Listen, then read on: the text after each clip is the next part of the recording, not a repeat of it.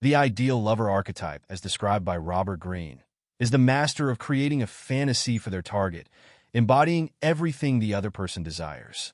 On the surface, the ideal lover appears as someone who is perfect, who seems to understand and fulfill every need, dream, or longing the target has ever had. However, beneath this polished and captivating exterior, there are deeper psychological and emotional dynamics at play, both for the seducer and the seduced. At the heart of the ideal lover's power is the ability to tune into the unspoken, often unconscious, desires of others. This archetype is not just about being charming or attractive. It's about reflecting back the image of the person's deepest fantasies. The ideal lover creates the illusion of being someone's missing piece, crafting themselves into whatever the other person most longs for, whether that's sensitivity, excitement, mystery, or stability. In this way, the ideal lover doesn't just attract their target. They become irresistible because they appear to offer the fulfillment of a need that may have gone unmet for years. Psychologically, the ideal lover taps into a fundamental human desire, the longing to be seen, understood, and appreciated for who we are, or, more accurately, for who we wish to be. People are often attracted to the ideal lover not because of who the seducer really is, but because of the version of themselves that they feel when they are with them. The ideal lover makes the other person feel special, unique, and cherished, almost as if they are living in a dream where everything they've ever wanted in a partner is finally within reach. This is the true power of the ideal lover. They are not merely fulfilling desires. They are shaping an entire emotional experience around those desires. From a psychological perspective, the ideal lover's ability to shapeshift and become whatever the other person needs speaks to a deep sense of emotional intelligence and awareness.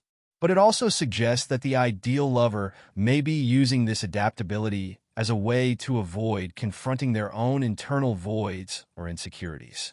By becoming whatever someone else needs, the ideal lover may avoid the difficult task of defining who they are in their own right. Their seductive power, while impressive, is often built on a foundation of emotional disconnection from their true self. The ideal lover is skilled at reading others but may struggle with being authentic or vulnerable because their power lies in being what someone else wants, not in revealing their own needs or desires. This duality makes the ideal lover's seduction both powerful and precarious.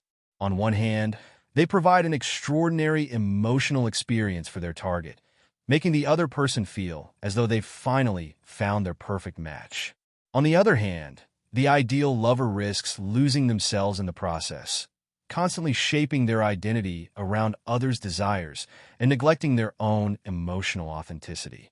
This can lead to a kind of emotional emptiness for the seducer, as they pour so much energy into fulfilling others' dreams without ever truly addressing their own. For those who are seduced by the ideal lover, the experience can be equally complex.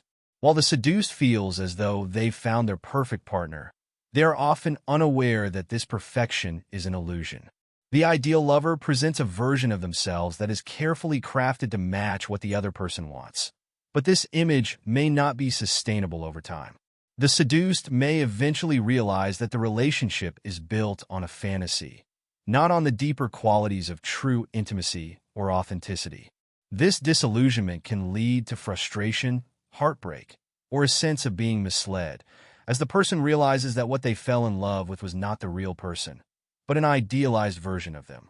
The allure of the ideal lover also reveals a deep psychological truth about human relationships. Many people are not looking for someone who truly challenges or compliments them on a deeper level.